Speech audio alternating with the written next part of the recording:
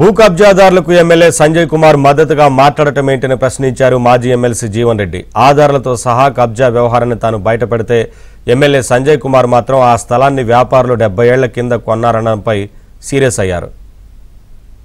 ఆరోపణలు విచారణ చేయండి. నేనంటున్నా ఇది ఆక్రమణ గురవుతుంది, ఆక్రమణ గురైంది అని నేను పేర్కొంటున్నాను. నేను ఆధారాలతో చెప్తున్నా ఇది ఆక్రమణ గురైంది, చర్య తీసుకోండి నేను పేర్కొంటున్నా. మా మిత్రుడు ఎమ్మెల్యే గారు ఏమంటున్నారు, ఆరోపణలు వస్తున్నాయి కానీ అక్కడ బార్ షాప్ ఉన్నది, ఇట్టి స్థలములో ప్రస్తుతం ఎన్నో వాణిజ్య సముదాయాలు అనగా పెట్రోల్ బంక్, బార్లు, దుకాణాలు అన్ని ఉన్నాయి. ఆయన ఇత్తు కానీ ఆయన మాత్రం చెప్తలేడు.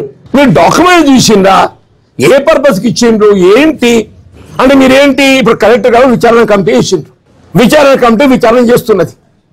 ఒక ఎమ్మెల్యే గారు ఏది ఇస్తుందో 70 ఏళ్ళ కింద వాళ్ళ తాతలు ముత్తాతలు ఉన్నారు అని చెప్పని చెప్పడం అనేది వీళ్ళ విచారణ కమిటీ ప్రభావితం చేస్తా చేయదా?